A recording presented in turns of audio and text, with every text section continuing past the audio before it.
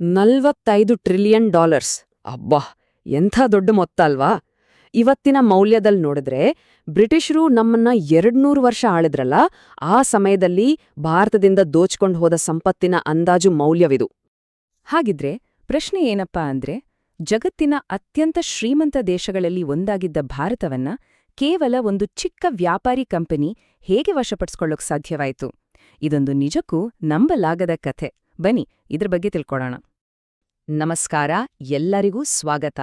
ಇವತ್ತಿನ ನಮ್ಮ ಈ ವಿಶ್ಲೇಷಣೆಯಲ್ಲಿ ಒಂದು ದೇಶವನ್ನೇ ನುಂಗಿ ಹಾಕಿದ ಒಂದು ಕಂಪನಿಯ ಕಥೆಯನ್ನ ನೋಡೋಣ.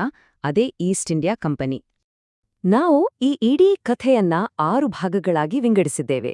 ಒಂದು ವ್ಯಾಪಾರಿ ಕಂಪನಿಯಾಗಿ ಶುರುವಾಗಿ ಭಾರತದ ಮೇಲೆ ಸಂಪೂರ್ಣ ಹಿಡಿತ ಸಾಧಿಸುವವರೆಗಿನ ಅದರ ಪ್ರಯಾಣವನ್ನ ಹಂತ ಹಂತವಾಗಿ ನೋಡೋಣ. ಸರಿ, ಹಾಗಾದ್ರೆ ಶುರು ಮಾಡೋಣ. ಮೊದಲು ನಾವು ಅರ್ಥ ಮಾಡ್ಕೋಬೇಕಾಗಿರೋದೇನಂದ್ರೆ, ಈಸ್ಟ್ ಇಂಡಿಯಾ ಕಂಪನಿ ಭಾರತವನ್ನ ವಶಪಡಿಸ್ಕೊಳ್ಳೋದು ಅನ್ಕೊಂಡಷ್ಟು ಸುಲಭವಾಗಿರ್ಲಿಲ್ಲ.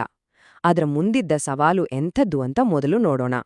ನೋಡಿ, ಇತಿಹಾಸವನ್ನೇ ತೆಗೆದು ನೋಡಿದ್ರೆ ಭಾರತವನ್ನ ಗೆಲ್ಲೋದು ಅಂದ್ರೆ ಸುಮ್ನೆ ಮಾತಾಗಿರ್ಲಿಲ್ಲ.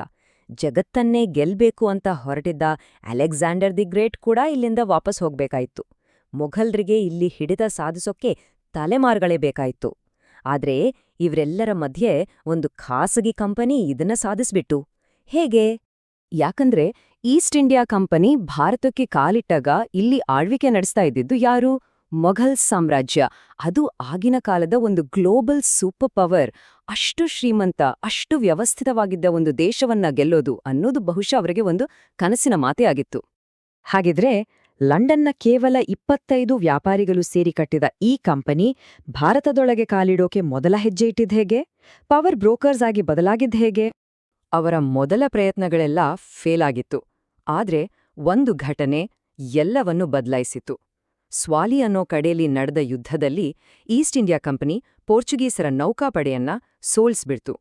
ಇದು ಮೊಘಲರ್ಗೆ, ಓ, ಇವರು ಬರೀ ವ್ಯಾಪಾರಿಗಳಲ್ಲ, ಇವ್ರ ಹತ್ರ ಶಕ್ತಿ ಇದೆ ಅಂತ ಅನ್ಸೋ ಹಾಗೆ ಮಾಡ್ತು. ನೋಡಿ, ಆರಂಭದಲ್ಲಿ ಅವರ ಆಟ ಬರೀ ಮಿಲಿಟರಿ ಪವರ್ ಮೇಲೆ ಇರಲಿಲ್ಲ, ಬದಲಿಗೆ ಬುದ್ಧಿವಂತಿಕೆ ಮೇಲೆ ಇತ್ತು. ಸರ್ ಥಾಮಸ್ ರೋ ಅನ್ನೋ ಒಬ್ಬ ಡಿಪ್ಲೊಮ್ಯಾಟ್ ಬಂದ. ಅವನಿಗೆ ಮೊಘಲರ ದರ್ಬಾರಿನ ಭಾಷೆಯಾದ ಪರ್ಷಿಯನ್ ಚೆನ್ನಾಗೇ ಗೊತ್ತಿತ್ತು. ಆ ಭಾಷೆಯಲ್ಲೇ ಮಾತಾಡಿ ಯುರೋಪಿನಿಂದ ತಂದಿದ್ದ ಹೊಸ ಹೊಸ ಟೆಕ್ನಾಲಜಿಯ ಗಿಫ್ಟ್ಗಳನ್ನ ಕೊಟ್ಟು ಚಕ್ರವರ್ತಿಯ ಮನಸ್ಸನ್ನ ಗೆದ್ಬಿಟ್ಟ. ವ್ಯಾಪಾರದ ಪರ್ಮಿಷನ್ ಗಿಟ್ಟಿಸ್ಕೊಂಡ.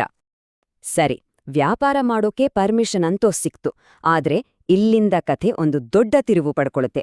ಕೇವಲ ವ್ಯಾಪಾರ ಮಾಡ್ತಿದ್ದ ಕಂಪನಿ ಇಡೀ ದೇಶವನ್ನೇ ತನ್ನ ಹಿಡಿತಕ್ಕೆ ತೆಗೆದುಕೊಳ್ಳೋ ಹಂತಕ್ಕೆ ಹೋಯ್ದು ಹೇಗೆ? ಅದಕ್ಕೊಂದು ಕಾರಣವಿದೆ. ಆ ಕಾರಣವೇ 1670ರಲ್ಲಿ ಇಂಗ್ಲೆಂಡಿನ ರಾಜ 2ನೇ ಚಾರ್ಲ್ಸ್ ಕೊಟ್ಟ ಒಂದು ರಾಯಲ್ ಚಾರ್ಟರ್.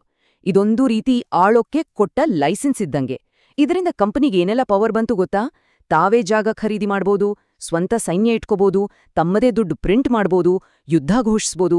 ಅಷ್ಟೇ ಅಲ್ಲ, ತಮ್ಮದೇ ಕಾನೂನುಗಳನ್ನ ಜಾರಿ ಮಾಡ್ಬೋದು. ಅಂದ್ರೆ ಅದೊಂದು ಮಿನಿ ಸರ್ಕಾರವೇ ಆಗ್ಬಿಡ್ತು. ಈ ಹೊಸ ಪವರ್ ಬಂದಿದ್ದೇ ತಡ ಕಂಪನಿಗೆ ಸ್ವಲ್ಪ ಅಹಂಕಾರ ಬಂತು. 1686ರಲ್ಲಿ ನೇರವಾಗಿ ಮೊಘಲರ ಮೇಲೆಯೇ ಯುದ್ಧಕ್ಕೆ ಹೊರಟ್ರು. ಫಲಿತಾಂಶ ಹೀನಾಯವಾದ ಸೋಲು. ಆಗ ಅವರಿಗೆ ಒಂದು ಪಾಠವಂತೂ ಸ್ಪಷ್ಟವಾಯಿತು. ನೇರವಾಗಿ ಎದುರಿಸೋದು ಸರಿಯಲ್ಲ, ಸರಿಯಾದ ಸಮಯಕ್ಕಾಗಿ ಕಾಯ್ಬೇಕು ಅಂತ. ಮತ್ತು ಅವರು ಅಂದುಕೊಂಡ ಆ ಕ್ಷಣ ಬಂದೇ ಬಂತು. 1707ರಲ್ಲಿ ಶಕ್ತಿಶಾಲಿ ಚಕ್ರವರ್ತಿ ಔರಂಗಜೇಬ್ನ ಮರಣದ ನಂತರ ಇಡೀ ಮೊಘಲ್ ಸಾಮ್ರಾಜ್ಯ ಚೂರುಚೂರಾಗೋಕೆ ಶುರುವಾಯಿತು.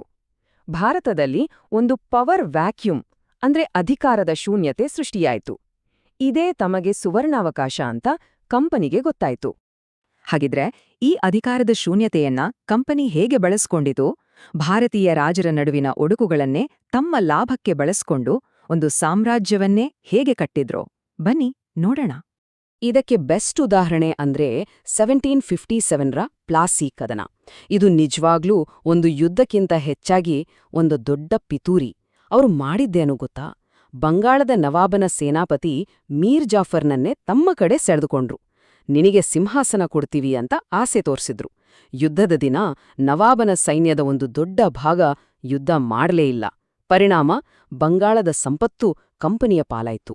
ಆದ್ರ ಅಸಲಿ ಜಾಕ್ಪಾಟ್ ಹೊಡೆದಿದ್ದು ಬಕ್ಸಾರ್ ಕದನದ ನಂತರ. 1765ರಲ್ಲಿ ಮೊಘಲ್ ಚಕ್ರವರ್ತಿಯಿಂದಲೇ ಅವರಿಗೆ ದಿವಾನಿ ರೈಟ್ಸ್ ಸಿಗ್ಬಿಡ್ತು. ಅಂದ್ರೆ ಭಾರತದ ಅತ್ಯಂತ ಶ್ರೀಮಂತ ಪ್ರಾಂತ್ಯವಾದ ಬಂಗಾಳದ ಸಂಪೂರ್ಣ ತೆರಿಗೆಯನ್ನ ವಸೂಲಿ ಮಾಡುವ ಅಧಿಕಾರ. ಇನ್ನು ಕೇಳ್ಬೇಕಾ, ಕಂಪನಿ ಬಂಗಾಳದ ನಿಜವಾದ ದೊರೆಯಾಗ್ಬಿಡ್ತು. ಆ ಹಣದಿಂದಲೇ ತಮ್ಮ ಸೈನ್ಯವನ್ನ ಮತ್ತಷ್ಟು ದೊಡ್ಡದು ಮಾಡಿ ಇಡೀ ಭಾರತವನ್ನ ವಶಪಡಿಸ್ಕೊಳ್ಳೋಕೆ ಶುರು ಮಾಡಿದ್ರು. ಅವರ ಒಡೆದು ಆಳುವ ನೀತಿ ಎಷ್ಟು ಪರಿಣಾಮಕಾರಿಯಾಗಿತ್ತು ಅನ್ನೋದಕ್ಕೆ ಮರಾಠ ಸಾಮ್ರಾಜ್ಯದ ಉದಾಹರಣೆಯೇ ಸಾಕು. ಮರಾಠರು ಆಗಿನ ಕಾಲದ ದೊಡ್ಡ ಶಕ್ತಿ, ಆದ್ರ ಅವರಲ್ಲೇ ಒಗ್ಗಟ್ಟಿರ್ಲಿಲ್ಲ. ಪೇಶ್ವೆಗಳು, ಸಿಂಧಿಯಾಗಳು, ಹೋಳ್ಕರ್ಗಳು ಹೀಗೆ ಬೇರೆ ಬೇರೆ ಬಣಗಳಾಗಿದ್ರು.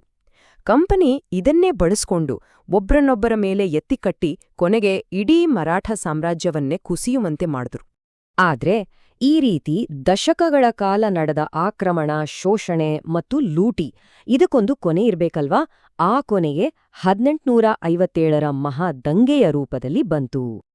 ಈ ದಂಗೆ ಶುರುವಾಗೋಕೆ ಸ್ವಲ್ಪ ದಿನಗಳ ಮುಂಚೆ ಒಂದು ಬಹಳ ವಿಚಿತ್ರವಾದ ನಿಗೂಢವಾದ ಘಟನೆ ನಡೀತಾ ಇತ್ತು. ಅದನ್ನ ಚಪಾತಿ ಚಳುವಳಿ ಅಂತಾನೆ ಕರೀತಾರೆ.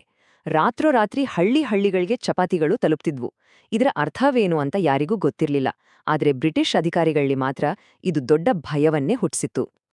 ಆದರೆ ದಂಗೆಯ ಬೆಂಕಿಗೆ ತುಪ್ಪ ಸುರಿದಿದ್ದು ಒಂದು ಸಣ್ಣ ವದಂತಿ. ಸೈನಿಕರಿಗೆ ಕೊಟ್ಟಿದ್ದ ಹೊಸ ರೈಫಲ್ನ ಕಾಡತೂಸುಗಳಿಗೆ ಹಸು ಮತ್ತು ಹಂದಿಯ ಕೊಬ್ಬನ್ನ ಸವರಲಾಗಿದೆ ಅಂತ ಸುದ್ದಿ ಹಬ್ಬಿಬಿಡ್ತು. ಇದು ಹಿಂದೂ ಮತ್ತು ಮುಸ್ಲಿಂ ಎರಡೂ ಧರ್ಮದ ಸೈನಿಕರ ಭಾವನೆಗಳಿಗೆ ಮಾಡಿದ ದೊಡ್ಡ ಅವಮಾನವಾಗಿತ್ತು. ಕೊನೆಗೆ ದಂಗೆಯನ್ನ ಬ್ರಿಟಿಷರು ಕ್ರೂರವಾಗಿ ಹತ್ತಿಕ್ಕಿದ್ರು, ನಿಜ. ಆದ್ರೆ ಈ ದಂಗೆ ಒಂದು ವಿಷಯವನ್ನ ಸ್ಪಷ್ಟಪಡಿಸಿತು. ಇಷ್ಟು ದೊಡ್ಡ ದೇಶವನ್ನ ಆಳೋ ಜವಾಬ್ದಾರಿಯನ್ನ ಕೇವಲ ಲಾಭಕ್ಕಾಗಿ ಕೆಲ್ಸ ಮಾಡುವಂತ ಒಂದು ಖಾಸಗಿ ಕಂಪನಿಯ ಕೈಯಲ್ಲಿಡೋದು ಬಹಳ ಅಪಾಯಕಾರಿ ಅಂತ ಬ್ರಿಟಿಷ್ ಸರ್ಕಾರಕ್ಕೆ ಮನವರಿಕೆಯಾಯಿತು. ಇದರ ಪರಿಣಾಮವಾಗಿ ಭಾರತದ ಆಡಳಿತದಲ್ಲಿ ಒಂದು ಯುಗವೇ ಅಂತ್ಯವಾಗಿ ಹೊಸ ಯುಗ ಶುರುವಾಯಿತು. ಅದೇ ಬ್ರಿಟಿಷ್ ರಾಜ್. 1858ರಲ್ಲಿ ಬ್ರಿಟಿಷ್ ಸರ್ಕಾರ ಒಂದು ಹೊಸ ಕಾಯ್ದೆಯನ್ನ ಜಾರಿಗೆ ತಂತು. ಅದರ ಪ್ರಕಾರ ಈಸ್ಟ್ ಇಂಡಿಯಾ ಕಂಪನಿಯ ಎಲ್ಲ ಅಧಿಕಾರ, ಆಸ್ತಿ ಎಲ್ಲವನ್ನೂ ಕಿತ್ಕೊಂಡು ಭಾರತದ ಆಡಳಿತವನ್ನ ನೇರವಾಗಿ ಬ್ರಿಟಿಷ್ ರಾಣಿಯ ಕೈಗೆ ಕೊಡಲಾಯಿತು. ಅಲ್ಲಿಂದ ಮುಂದೆ ಈಸ್ಟ್ ಇಂಡಿಯಾ ಕಂಪನಿಯ ಆಡಳಿತ ಮುಗಿದು ಬ್ರಿಟಿಷ್ ಕಿರೀಟದ ನೇರ ಆಳ್ವಿಕೆಯಾದ ಬ್ರಿಟಿಷ್ ರಾಜ್ ಶುರುವಾಯಿತು. ಹಾಗಿದ್ರೆ ಈ ಇಡೀ ಕಥೆಯಿಂದ ನಮಗೆ ಕಲಿಯೋಕೆ ಸಿಗೋದೇನು? ಲಾಭ ಒಂದೇ ಗುರಿಯಾಗಿಟ್ಕೊಂಡ ಒಂದು ಕಾರ್ಪೊರೇಷನ್ಗೆ ಒಂದು ದೇಶವನ್ನೇ ಆಳೋಕೆ ಬಿಟ್ರೆ ಏನಾಗಬಹುದು? ಈಸ್ಟ್ ಇಂಡಿಯಾ ಕಂಪನಿಯ ಕಥೆ ಈ ಪ್ರಶ್ನೆಗೆ ಇತಿಹಾಸ ಕೊಡುವ ಒಂದು ಎಚ್ಚರಿಕೆಯ ಪಾಠವಾಗಿದೆ.